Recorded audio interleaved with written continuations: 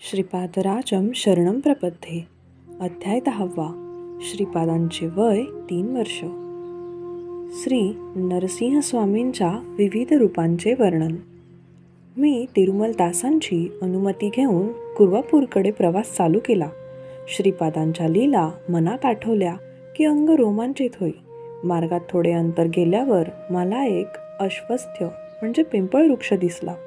दुपारची वेळ झाल्याने मी भुकेने व्याकुळ झालो होतो. जवळपास ब्राह्मणांचे गाव अग्रहारम असल्याने माधुकरी मागता येईल. प्रवासश्रम परिहारासाठी पिंपळ वृक्ष आहे असा विचार करीत होतो. त्या पिंपळाखाली कोणीतरी विश्रांती घेत असल्याचे मला दिसले. जवळ जाऊन पाहिले तर त्या मनुष्याच्या अंगावर जानवे दिसले. मी पिंपळ वृक्षाजवळ गेलो तेव्हा त्या अनोळखी व्यक्तीने मला मनपूर्वक आमंत्रित केले व बसण्यास सांगितले. त्यांचे डोळे करुण साराने भरलेले होते. त्यांच्यासमोर एक झोळी होती. त्यात खाद्यपदार्थ काही नव्हते, फक्त एक ताम्रपत्र होते. ते सतत श्रीपाद श्रीवल्लभांचे नामस्मरण करीत होते. मी त्यांना उत्कंठतेने प्रश्न केला, महाशय, आपण श्रीपादांच्या दिव्य चरणांचे भक्त आहात काय? तुम्ही त्या महापुरुषाचे दर्शन घेतले आहेत काय?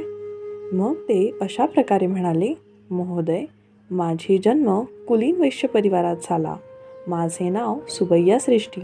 माझ्या लहानपणी मला माता पित्याचा वियोग झाला. माझ्या घरी भरपूर धनाच्या राशी होत्या. मी दूर देशात जाऊन अनेक प्रकारचे खरेदी विक्री व्यापार करीत असे. या निमित्ताने पुष्कळ वेळा कांचीपुरात जाणे व्हायचे. त्या गावाच्या चिंतामणी या नावाच्या वेश्येशी माझी जवळीक झाली. मी खूप धन ऐशारामासाठी खर्च केले.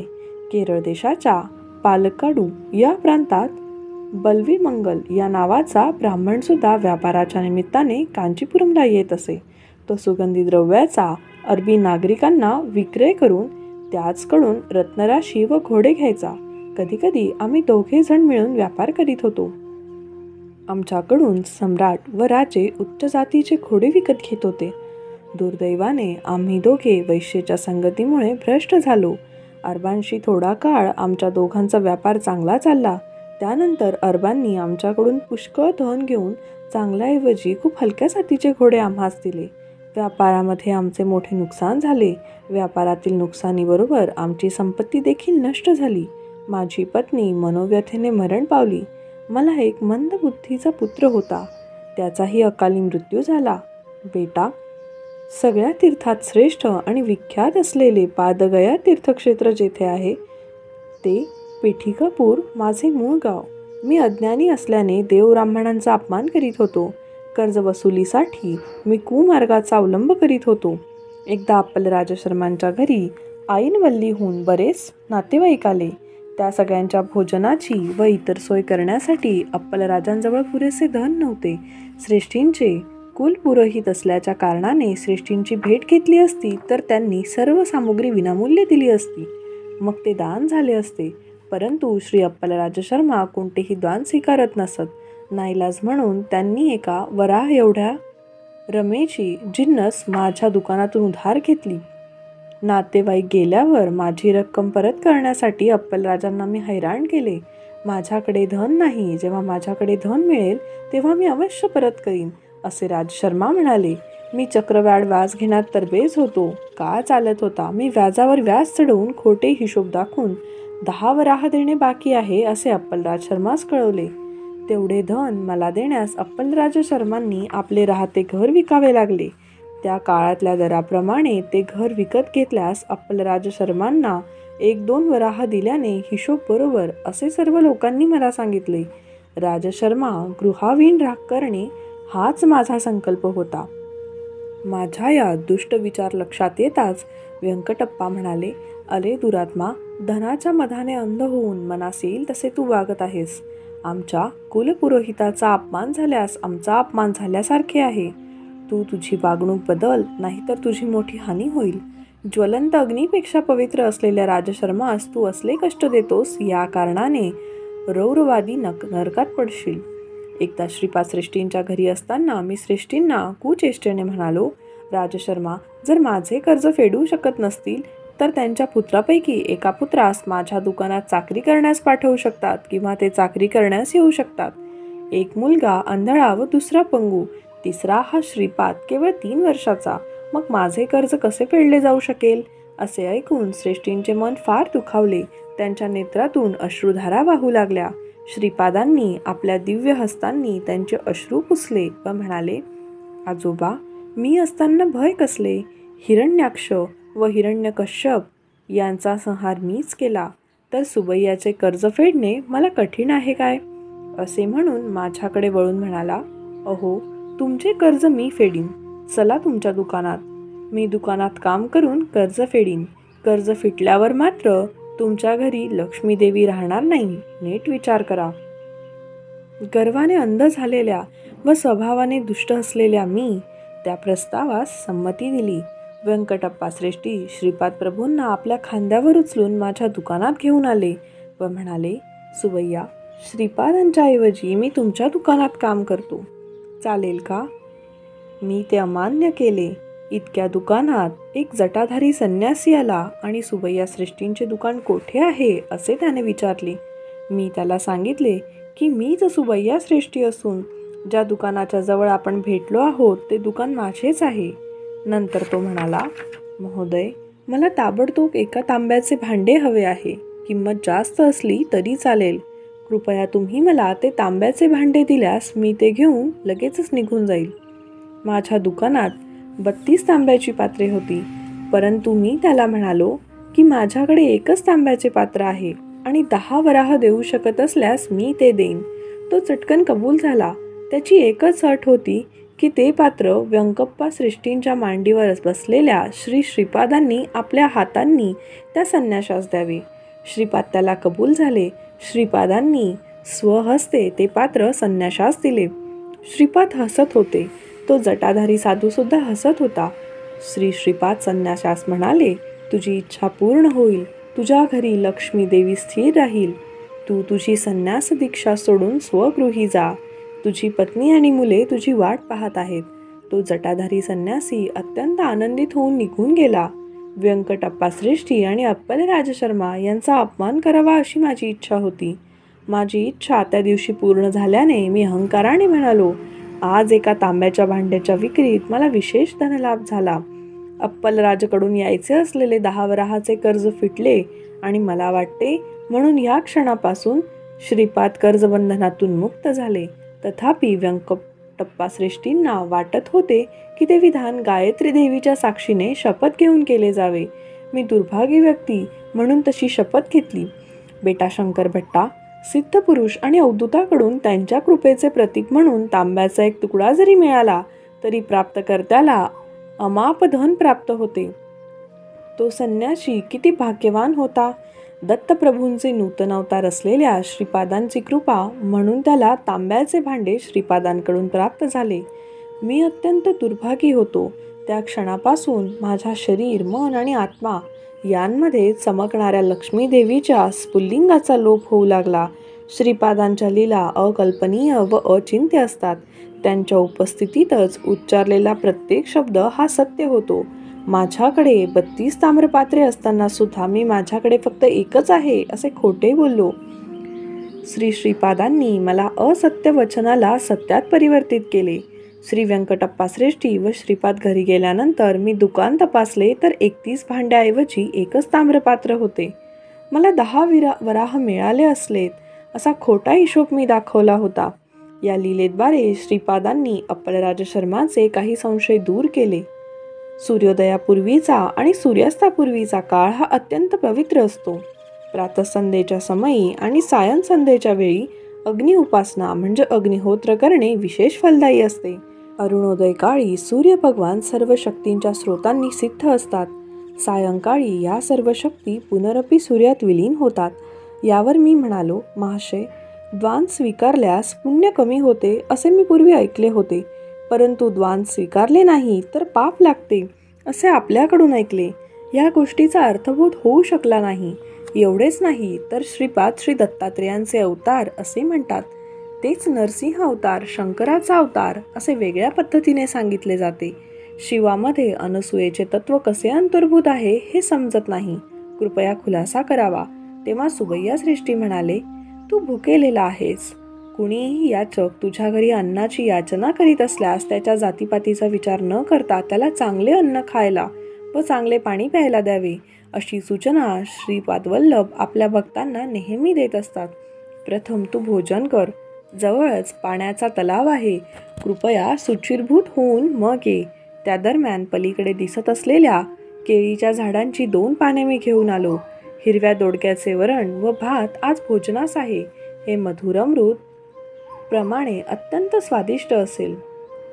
मला आश्चर्य वाटले. त्या झोळीमध्ये त्या तांब्याच्या भांड्याशिवाय दुसरे काहीच नव्हते. त्यामध्ये अन्नपदार्थ, फळे व कंदमुळे, भाजी नव्हती. वर ते म्हणत होते की दोडक्याचे वरण जेवणामध्ये एक पदार्थ म्हणून उपलब्ध असेल. मी विचार केला की त्याकडे लक्ष न देता जेवणामध्ये एक पदार्थ म्हणून जे काही उपलब्ध होईल ते मी भक्षण करेल. मी तलावावर जाऊन हातपाय धुवावे. सुबैया श्रेष्ठीन केळीच्या झाडाकडे गेले. शुचिर्भूत होऊन मी तलावातून परत आलो. सुबैया श्रेष्ठींनी केळीची 2 पाने आणली. त्यांच्या जवळच्या ताडाच्या झाडाची पाने गोळा करून पानांचे लहान द्रोण तयार केले. ही चमत्कारिक घटना मी विस्मयाने पाहत होतो. त्यांचे डोळे मिटून क्षणभर त्यांनी ध्यान केले. त्यानंतर त्यांनी जवळच्या तांब्याच्या पात्रातून द्रोणीत पाणी घेतले व रिकाम्या ताम्रपत्रातून पाण्याचा प्रवाह. हे आश्चर्य होते. त्याच भांड्यात दोडक्याचे वरण वाढले व नंतर भात वाढला. आम्ही दोघांनी ते चवदार भोजन प्रसाद म्हणून भरपूर प्रमाणात घेतले. भोजनानंतर ते भांडे पूर्वीप्रमाणे रिकामे होते. शनी प्रदोष समयी केलेल्या शिवार्चनाची फळे. सकल देवता स्वरूप श्रीपाद श्रीवल्लभ. सुबैया श्रेष्ठी पुढे म्हणतात, शनिदेव कर्मकारक आहेत. ग्रहांमधील राहू व केतू हे छायाग्रह आहेत. राहू शनीसारखी फळे देतो. केतू मंगळासमान फळे देतो. कर्मकारक असणारा शनी कर्मसाक्षी असणाऱ्या सूर्याचा पुत्र असल्याने शनिवारी सायंकाळी खूप शक्तिमान असते. चतुर्थी आणि त्रयोदशी या तिथी राहूसाठी बलवान आहेत. शनी प्रदोषाच्या महापर्व काळात सायंकाळी शिव आराधना केल्यास मनुष्य पूर्वजन्मात केलेल्या सर्व घोर पापांच्या फळातून मुक्त होतो. श्रीपाद श्रीवल्लभांचा अवतार मंगळ ग्रहाच्या चित्रा नक्षत्रावर झालेला असल्याने त्या नक्षत्रात श्रीपाद प्रभूंची पूजा केली असता सर्व ग्रह दोषांचे शमन होते. युद्धे, अपघात, शस्त्रशास्त्र, येणारा अवकाळ मृत्यू, ऋणग्रस्त व दुःखाने ग्रस्त असलेले जीवन कंठणे याच कारणाने मंगळ ग्रह असतो. ऋण कर्ज म्हणजे पाप व अऋण म्हणजे पापरहित. चित्रा नक्षत्रावर किंवा मंगळवारी श्रीपाद स्वामी अरुण लाल वर्णाप्रमाणे प्रकाशमान होतात. त्या दिवशी श्रीपाद प्रभू साक्षात अरुणोचलेश्वराच्या रूपात असतात. म्हणून मंगळवारी विशेषतः चित्रा नक्षत्र असताना श्रीपादांची आराधना करणे फार शुभ असते. शनी प्रदोषकालीन शिव आराधनेत व्यंकटप्पा श्रेष्ठी, नरसिंहवर्मा व बापन्ना सहभागी होत असतात. अप्पलराज शर्मा देखील त्या दिवशी कडक व्रत करीत असतात. अखंड लक्ष्मी सौभाग्यवती सुमती महाराणी शिवस्वरूपात अनुसूया तत्वात ध्यानातीत होत असते. या महापातांचे फलस्वरूप म्हणून श्रीपादांचा अवतार झाला. वरील कारणांमुळे व्यंकटप्पा श्रेष्ठी, नरसिंहवर्मा अथवा बापण्णाऱ्याकडून धन स्वीकारले ते दान होत नाही. उलट त्यांच्याकडून धन न स्वीकारल्यास महापाप आहे असे श्रीपाद स्वामी आपल्या पित्यास न बोलता सांगू इच्छित होते. शंकर भट्टा श्री श्रीपाद सकल देवतांचे स्वरूप आहेत. सर्व देवतांच्या अतीत असणारे ते महान तत्व आहेत. त्यांना ज्यांनी पाहिले, स्पर्श केला आणि त्यांच्याशी संभाषण केले ते खरोखरच भाग्यवान आहेत. सुबैया श्रेष्ठी पुढे सांगू लागले, श्रीपादांनी अशा विलक्षण पद्धतीने आपल्या पित्यास ऋणमुक्त केल्याची वार्ता पिठिकापुरात दानावलासारखी पसरली. श्रीपाद 3 वर्षाचे बालक होते. अप्पलराजूंना नेत्रातून अश्रूंच्या धारा, संततधारा वाहू लागल्या. महाराणी सुमती आपल्या पुत्रास हृदयाशी कवटाळून कितीतरी वेळ तन्मय अवस्थेत होती. अप्पलराजू शर्माच्या घरी व्यंकटप्पा श्रेष्ठी, नरसिंहवर्मा व बापण्णारे आले. श्रीपाद म्हणाले की पित्याला कर्जातून मुक्त करणे हे पुत्राचे कर्तव्य आहे. मलाही श्री राज शर्माच्या घरी आमंत्रित करण्यात आले. मी त्या सर्व उपस्थित वडीलधाऱ्या मंडळींसमोर श्री राज शर्माचे ऋण पूर्ण फिटले आहे असे जाहीर केले. राजशर्मा त्यावर सहमत झाले नाहीत. कोणीतरी संन्याशी येऊन 10 वराह देऊन तांब्याचे भांडे घेऊन गेला, त्यामुळे माझे कर्ज कसे फिटले ते अप्पलराजांशी विचारले. तेव्हा चित्तवेधक चर्चा झाली. श्री बापण्णार्य श्रीपादांना विचारले, जे जटाधारी संन्यासी कोण होते हे तुला माहीत आहेत काय? यावर श्रीपाद म्हणाले, त्या संन्याशाबद्दलच नाही तर सगळ्या संन्याशांबद्दल मी जाणतो. श्रीपाद स्वामींचे स्वरूप. बापण्णार्य म्हणाले, तू 3 वर्षाचा बालक आहेस, परंतु मोठ्या माणसासारखा बोलतो आहेस. तू सर्वज्ञ आहेस काय? यावर श्रीपाद म्हणाले, मी 3 वर्षाचा आहे असे सर्वांना वाटते, परंतु मला तसे वाटत नाही. माझे वय अनेक लक्ष वर्षांचे आहे. मी या सृष्टीच्या पूर्वी होतो, महाप्रलयानंतर सुद्धा मी राहणार आहे. नवीन सृष्टीच्या निर्मितीच्या वेळी सुद्धा मी असेन. माझ्याशिवाय सृष्टीची उत्पत्ती, स्थिर आणि लय होऊच शकत नाही. मी साक्षीभूत होऊन सर्व व्यवहारांचे अवलोकन करतो. यावर बापण्णार्य म्हणाले, श्रीपादा, लहान मुलाने आपण चंद्रमंडळात आहोत अशी केवळ कल्पना केल्याने तो प्रत्यक्ष चंद्रमंडळात आहे असे नाही. प्रत्यक्ष अनुभव हवा, असावयास हवा. सर्वज्ञ, सर्व व्यापकत्व, सर्व शक्तित्व हे केवळ जगन्नियंताचे गुण आहेत. यावर श्रीपाद म्हणाले, मी सर्वत्र आणि सर्व काळात स्थिर असणारे आदितत्व आहे. त्या त्या प्रसंगानुसार, त्या त्या ठिकाणी आवश्यकतेनुसार माझे अस्तित्व व्यक्त होते. मी स्वतः व्यक्त केले नाही म्हणून मी एखाद्या विशिष्ट ठिकाणी अस्तित्वात नाही असे होत नाही. मी अन्नमय, प्राणमय, मनोमय, विज्ञानमय, आनंदमय कोशात स्थित असतो. माझ्या अस्तित्वामुळे या पंचकोशांचे सर्व कायाकलाप होत असतात. मी विशिष्ट कोशात आहे अशी सहानुभूती तुम्ही दिलीत तर त्या कोशात मी तुमच्यासह त्याची जाणीव ठेवत असतो. तथापि मी तुम्हाला माझा अनुभव दिला नाही याचा अर्थ मी तेथे नाही असा मात्र होत नाही. मी सर्व काल व स्थळ व्यापी आहे. सर्व ज्ञान विज्ञान माझ्या चरणाशी लीन आहेत. माझा केवळ संकल्पाने ही सृष्टी निर्माण झाली. मी सर्व शक्तिमान आहे. आता आश्चर्य करण्यासारखे काय आहे? यावर अप्पलराज शर्मा म्हणाले, बाळा, लहानपणापासून तू म्हणजे आमचे एक कोडे आहेस. मी पुन्हा पुन्हा श्री दत्तप्रभू असे म्हणतोस. नृसिंह सरस्वती या नावाने पुन्हा एकदा अवतारित होईन असे म्हणतोस. लोक तर कावळ्यांप्रमाणे आहेत. ते तुझ्या कृतींना नाटकीपणा, वेडगडीपणा, कावेबाजपणाच्या युक्त्या आहेत असे म्हणतात. आपण ब्राह्मण आहोत. आपण आपल्या विधियुक्त कर्माने आचरण करणे चांगले आहे. या पलीकडे जाऊन आम्ही देवाचा अंश असलो तरी अवतारी आहोत, दिव्य व्यक्तित्व आहोत असे म्हणणारे केवळ अहंकाराने म्हणतो आहोत असे समजले जाईल. यावर श्रीपाद म्हणाले, पिताजी, आपण सांगतात ते मी नाकारीत नाही, परंतु खरे तर मी सांगितलेच पाहिजे ना. माझ्या दुधाच्या कर्जाचा गाय देणे घेणे व्यवहार हा विषय पुढे आला तेव्हा माझी करमणूक झाल्यासारखे वाटले. पंचभूतांकडून साक्ष देण्यात आली तेव्हा मी दत्तप्रभू नाही असे सांगणे म्हणजे असत्य भाषणाचा दोष लागणार नाही काय? नभोमंडलातील सूर्याला व सूर्य नाहीत असे म्हटले तर तो सूर्य दुसरे कोणी होईल काय? सत्य देशबाधिकाला असतो. आपल्या पेटिकापुरममध्ये ब्राह्मण स्वतः देहधारी मनुष्य समजून असे मनुष्य तत्वाचा अनुभव घेत आहेत. त्याप्रमाणे मी सुद्धा सर्वज्ञ, सर्व शक्तित्व, सर्व तयात्मिक असलेला दत्त आहे. हे तत्व मी सारखे पदोपदी तुमच्या अनुभूतीस आणून देतो आहे. युगामागून युग जाऊ शकत नाही. अनेक जगत उत्पत्ती, स्थिती, लय प्रक्रियेतून जाऊ शकतात, परंतु साक्षात दत्त असणारा मी दत्त असू शकत नाही असे कसे? यानंतर बापण्णार्य म्हणाले, श्रीपादा, जटाधारी निघून गेल्यावर सुबैयाकडे असलेल्या 31 तांब्याच्या भांड्यांपैकी एकच उरले. तू हे काही चमत्कार करून ते अदृश्य केले आहेस काय?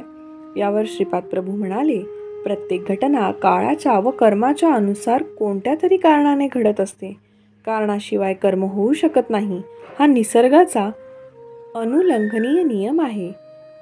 हे सुबैया, सर्व सृष्टी पूर्वजन्मी जंगल प्रदेशात दत्तपुजारी होते.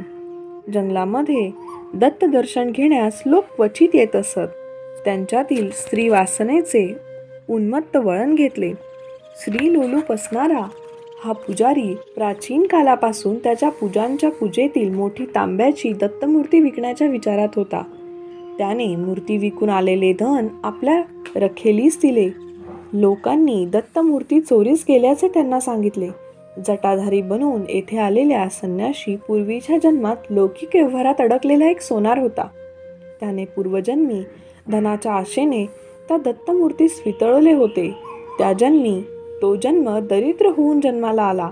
दत्तमूर्तीचे पूजा अनेक वर्षे केल्याच्या पुण्याईने त्या पुजाऱ्यास त्या जन्मात श्रीमंत असल्या श्रेष्ठ कुलात जन्म मिळाला. पूर्वीच्या जन्मी जी दत्तमूर्ती वितळवली होती तिची 32 तांब्याची भांडी बनवून त्याचा विक्रय केला होता. तो सोनार नृसिंहदेवाची आराधना करीत होता. नृसिंहदेवाच्या मूर्तीसमोर ही तांब्याची भांडी घडवली होती. म्हणून देवाच्या संकल्पाने नृसिंहाच्या 32 अवतारांच्या अंशांमध्ये त्या तांब्याच्या भांड्यांनी प्रवेश केलेला होता. या जन्मात पूर्वजन्माचे ज्ञान होऊन त्या सोनाराने माझी अनन्य भक्तिभावाने आराधना केली. त्याचे दारिद्र्य दूर करण्यासाठी त्याने मनापासून माझी प्रार्थना केली. मी 50 प्रसन्न होऊन स्वप्न दर्शन दिले आणि पिठिकापुरमला येऊन माझ्या हातून तांब्याच्या भांड्याचा स्वीकार करण्यास सांगितले होते. तसेच 10 वराहश्रेष्ठींना देऊन मला बंध विमुक्त कर असे सांगितले होते. तो तसे करून धन्य झाला. त्याची आर्थिक समस्या अकल्पनीयपणे दूर होण्याचा त्याला मी आशीर्वाद दिला होता. त्याच्या धनकोष्टाचा त्रास चुकविण्यासाठी तो जटाधारी संन्याशी वेशात फिरत होता. त्यामुळे मला जटाधारीबद्दल सर्वच माहिती आहे हे स्पष्ट झाले असेलच. सुबैया श्रेष्ठी आमच्या कुटुंबाकडून खोटेपणाने 10 वराह वसूल करणार होते. त्यांनी 10 वराह मिळतील अशी व्यवस्था केली होती. परंतु याच्या बदल्यात पूर्व आयुष्याचे मिळवलेले सर्व पुण्यफळ मी काढून घेतले. अहो सुबैया श्रेष्ठी, चिंतामणीबरोबर तुम्ही केलेले सर्व शृंगार चाळे, अशिष्ट असभ्य वर्तन मला माहीत आहेत. तुमची कथा मानवी इतिहासात हास्यास्पद होईल. तुम्ही टोपली घेऊन माझ्यासारख्या लहान मुलाला लागणारे खाद्यपदार्थ विकून आपला उदरनिर्वाह चालवाल. तुमच्याकडून घेतलेल्या पैशांनी माझ्या आईवडिलांनी त्यांच्या नातेवाईकांना भोजनाची व्यवस्था केली होती. तुमच्यापेक्षा जास्त मला वाण्याचे हिशोब समजतात. भात शिजवण्यापुरते आणि दोडक्याचे वरण करण्यापुरतेच तुमच्याकडे पैसे उरणार होते. बाकीच्या खर्चासाठी माझ्या वडिलांना कष्टाचे पैसे पुरेसे होते. तुम्हाला अन्नांना दशा झाली म्हणजे तुमच्याकडे असलेल्या भांड्याच्या पात्रातून तुम्हाला पाणी, भात व दोडक्याचे वरण हे प्राप्त होतील. ते तुम्ही खाऊन इतरांना खाऊ घालण्या इतपत मिळवतील. हे दत्तप्रभू, असे म्हणत प्रभू कठोरतेने म्हणाले. श्रीपादांचे मुखमंडल दिव्य प्रखर तेजस्वी असे दिसत होते. त्यांचे डोळे आगीच्या गोळ्याप्रमाणे दिसत होते. ते पुन्हा म्हणाले, अहो सुबैया श्रेष्ठी, आज रात्री तुमच्या घरच्या दक्षिण दरवाजाजवळ एक म्हैस येईल. तुमचा अंतकाळ जवळ असल्याने तुम्हाला कळावे यासाठी यमधर्मराजाने पाठवलेला तो निरोप आहे. पण मी तुमच्यावर अनुग्रह करीत आहे. तुम्ही स्वतःच्या हातांनी स्वयंपाक करून दोडक्याचे वरण आणि भात त्या म्हशीला स्वहस्ते खाऊ घाला. त्या म्हशीची तीच इच्छा आहे. ते अन्न खाल्ल्यावर तुमच्याऐवजी ती म्हैस मरून जाईल. त्या क्षणापासून तुम्हाला वारंवार पूर्वसूचना मिळून तुम्ही खूप गरीब होत जाल. तुमची झोळी घेऊन माझ्या सूचनांचे पालन करा. त्यानंतर तुमच्या अन्नांना दशा झाल्यावर त्या तांब्याच्या भांड्याचा तुम्हाला उपयोग होईल. मी तुमच्यावर दया दाखवतो आहे, असे कडक आवाजात श्रीपाद प्रभू म्हणाले. त्यावेळी व्यंकटप्पा श्रेष्ठी रागात असलेल्या श्रीपादांना पाहून भयभीत झाले. तेव्हा श्रीपाद म्हणाले, आजोबा, तुम्ही घाबरलात का? मी नृसिंह मूर्तीच आहे, याबद्दल शंका घेऊ नये. माझे श्रीपाद व श्रीवल्लभ असे स्वरूप आहे. वैश्य जातीला मी शाप देईन असा तुम्ही विचार करीत आहात? तुम्हाला भीती वाटते का? माझी बहीण वासवी माता तिच्या वैश्यकुलातील लोकांना कमी सौंदर्य असण्याचा श्राप दिला होता. त्याप्रमाणे सर्व वैश्य निर्धन होतील असा शाप देईन अशी आपणास भीती वाटली काय? घाबरू नका. देवाला जात व कुळाचा भेद नसतो. तसेच भक्तांना सुद्धा जातीकुल भेद नाही. आर्यवंशांचा आणि माझा अनुबंध फार जुना आहे. बापणणार्य पूर्वयुगीचे लाभद महर्षीच नाहीत का? मी तुम्हाला एक वर देत आहे. वैश्यांमध्ये लाभद महर्षी गोत्र नष्ट झाले तरी बापणणाऱ्यांच्या वंशजांना कलियुगाच्या अंतापर्यंत मी वंश राहण्याचा आशीर्वाद देत आहे. तुम्हाला वेगळ्या प्रकारची झोळी देत आहे. ती झोळी दत्त मिठाईने भरलेली आहे. तुम्ही मुक्तपणे दिली तर मिठाईचा साठा कमी होणार नाही, ती चर्म चक्षूंना दिसणार नाही. नृसिंहांच्या 32 अवतारातील सर्व लक्षणे माझ्या ठाई विराजमान असून श्रीपाद हा माझा 33वा अवतार आहे. म्हणून वापरणाऱ्यांनी 33वी पिढी, तुमची 33वी पिढी व श्री सत्वसाई नरसिंहाची 33वी पिढी चालू असताना माझ्या जन्मस्थळी वापरणाऱ्यांच्या घरी माझ्या पादुकांची स्थापना होईल. टीप: हे सत्य झाले. वत्सेबाई, मल्लादी व श्री व्यंकटप्पा श्रेष्ठी परिवारांना हे माझे आश्वासन आहे. तुमच्या वंशातील कोणत्याही पुरुषाने श्रीपाद श्रीवल्लभांच्या दिव्यभव्य रूपाची नवविध भक्तीच्या कोणत्याही मार्गाने आराधना केल्यास श्री दत्तात्रेयांचे श्वान अदृश्य रूपात त्यांचा सांभाळ करतील. वेद, पुराणे, उपनिषदे इत्यादी सर्व अदृश्य रूपात व अदृश्य श्वान होऊन त्यांचे सदैव रक्षण करतील. आज जो वर मी दिला आहे त्याहून कोणत्याही अनेक प्रकारे माझ्या पादुकांची प्रतिष्ठापना होणार नाही. वासुदेवनंद सरस्वतींच्या प्रसंगाचे उदाहरण पाहावे. मी नेहमीच सत्यवचनबद्ध आहे. आमचे घर अनेक जणांच्या हाती देऊन शेवटी तुमच्या वंशजांच्या हातात येईल. त्याला दत्तनिलय म्हणतील. या घराच्या समोरील जागा उभा राहून मी अवधूत रूपात सुमती मातेकडे भवती भिक्षाम देही असे म्हणून भिक्षा मागितली व दर्शन दिले. त्याच जागेवर माझा भाऊ पुढील जन्मात भिक्षा घेईल. तो त्या जन्मात श्रीधर नावाने दत्त अंशावतार म्हणून ख्यात होईल. तो प्रथम 6 जुलै 1963 शनिवारी शके 1885 शोभनर संवत्सर आषाढ 15 मूळ नक्षत्र धनुराशी, तर दुसऱ्यांदा 11 सप्टेंबर 1970 शुक्रवारी शके 1892 साधारण संवत्सर पूर्वाषाढा नक्षत्र भाद्रपद शुक्र धनुराशी आणि तिसऱ्यांदा 4 ऑगस्ट 1971 बुधवारी शके 1893 विरोधकृत संवत्सर श्रावण शुक्ल 13 पूर्वाषाढा नक्षत्र धनुराशी. अशा वेळेला सूक्ष्म रूपाने श्वान होऊन भिक्षा घेईल. काही कालांतराने वापरणाऱ्यांच्या वंशातल्या 33व्या पिढीत एक मनुष्य तुमच्या वंशजांच्या घरात म्हणजेच या दत्त निलयमध्ये अन्न घेईल. हे माझे वचन आहे आणि हे वचन पाळण्यात मी काटेकोर आहे.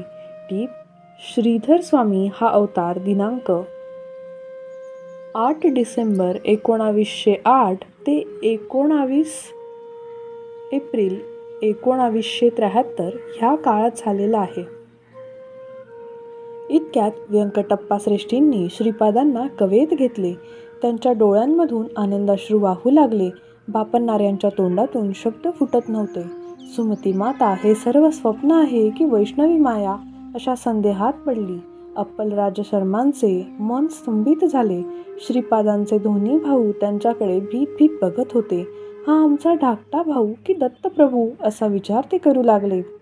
त्या विचित्र घटनेने ते चकित झाले. माझ्या मूर्खपणाला व दुसऱ्याची चेष्टा करण्याच्या सवयीला मर्यादा नव्हती.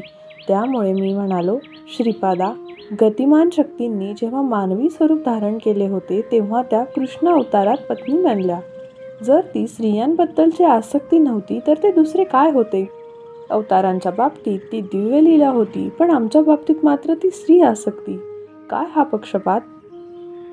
श्रीपाद म्हणाले, श्रीकृष्णास 8 पत्न्या आणि 16,000 गोपिका होत्या. तरीही ते नित्य ब्रह्मचारी होते. तुम्ही विचार करतात तसे ते स्त्रीलंपट नव्हते.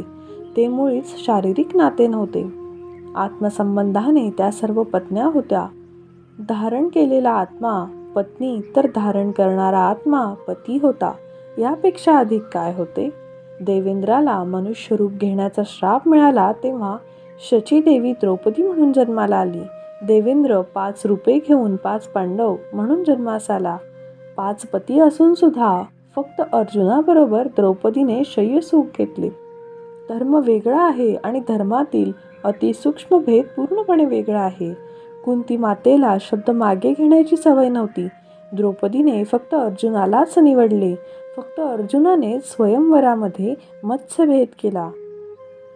सप्तशील स्त्री जीवनात धर्मपत्नीमध्ये 6 सद्गुण असले पाहिजेत. तिचे लावण्य दिसावयास लक्ष्मीसारखे हवे. द्रौपदीकडे पुष्कळ लावण्य होते. तिच्यामध्ये भूमाते इतकी सहनशीलता असावी. सहदेवाला भविष्यात घडणाऱ्या सर्व घटना माहीत होत्या. कौरव आणि पांडवांमध्ये युद्ध लढले जाणार हे त्याला माहीत होते. परंतु ह्या महत् घटनेपूर्वी अनेक प्रसंग घडणार होते. त्यापैकी काही दुःखद प्रसंग देखील होते. जेव्हा जेव्हा तो त्याचा विचार करत असे तेव्हा तेव्हा त्याला तीव्र मनस्ताप होत असे. त्यामुळे द्रौपदी सहदेवाबरोबर वर्तन असताना अतिशय सोशिकपणे वागत असे. भीम खादाड होता. तो मोठ्या प्रमाणावर अन्न सेवन करीत असल्यामुळे खूप सुस्त झाला होता. त्यामुळे स्वतःचे काम करण्याचा सुद्धा तो आळस करत असे. म्हणून भीमाशी वर्तन करताना द्रौपदी नोकराप्रमाणे वागत असे. पांडवांमध्ये धर्मराज सर्वात मोठा होता. अनेक राजकीय प्रश्न त्याच्या मनाला सतावीत असत. म्हणून द्रौपदी मंत्र्याची भूमिका घेऊन त्याला उत्तम सल्ला देत असे. नकुल हा अत्यंत तरबेज तलवार बहाद्दर होता. तो अत्यंत वेगाने लढाई करत असे. पावसाच्या 2 थेंबांमधून अशा हातोटीने तो तलवार फिरवीत असे की पाऊस सुद्धा ती ओली होत नसत. युद्धकलेत तीव्र कौशल्यासाठी परिश्रमपूर्वक सराव केल्यामुळे त्याला अत्यंत भूक लागत असे. स्वादिष्ट पदार्थ तयार करून द्रौपदी त्याला वाढीत असे. ते तयार केलेले अन्नपदार्थ त्याच्या मनाला समाधान देत असत. त्याच्या युद्ध कौशल्याच्या सरावाला ते योग्य होते आणि त्याच्या मनाला त्या पाककृती समाधान देत होत्या. ज्याप्रमाणे एखादी माता आपल्या मुलाच्या आवडीनुसार त्याला न मागता खाद्यपदार्थ करून वाढते, त्याप्रमाणे द्रौपदी नकुलाबरोबर वागत असे. ती अर्जुनाला वैवाहिक सुख देऊन आनंदी ठेवत असे. रंभेपेक्षाही सरस असे रतिसुख ते देत असे. तिला 5 पती असूनही धर्माचे उल्लंघन न करता तिने फक्त अर्जुनालाच शय्यासुख दिले. सुवैयाश्रेष्ठी, तुमच्या चिंतामणी या रेखीले तुम्हालाच शरीर सुख दिले आहे. विंबल मंगल आणि इतर अनेकांची तिचे शरीर उपभोगले. काळ आणि प्रारब्धाच्या कारणामुळे चिंतामणी व बिल्वमंगल तुम्हाला गुंटूर प्रदेशातील मंगलगिरीच्या पानकला नृसिंहस्वामींच्या दर्शनास गेल्यावर समोर येतील. तुम्ही त्यांना पिठिकापुरमला घेऊन याल. नंतर मी तुम्हाला सदाचारांबद्दल उपदेश करीन. नंतर नरसिंहवर्मांनी श्रीपादांना आपल्या मांडीवर घेतले. श्रीपाद व श्रीवर्मा म्हणाले, आजोबा, आपण उद्या तुमच्या घोडागाडीतून आपली जमीन पाहावयास जाऊ. तेथील भूमाता मला कित्येक दिवसांपासून अशी आर्ततेने प्रार्थना करीत आहे की श्रीपाद प्रभू, पादस्पर्शाने मला आपण पावन करणार आहात की नाही. आर्तत्राण पारायण हे आपले ब्रीद आहे ना. तेव्हा वर्मा म्हणाले, अरे श्रीपादा, माझी एक छोटी विनंती आहे. पिठिकापुरमजवळ आपली जमीन आहे. तेथे एक छोटेसे गाव वसवून तेथील लोकांकडून शेती करून घ्यावी.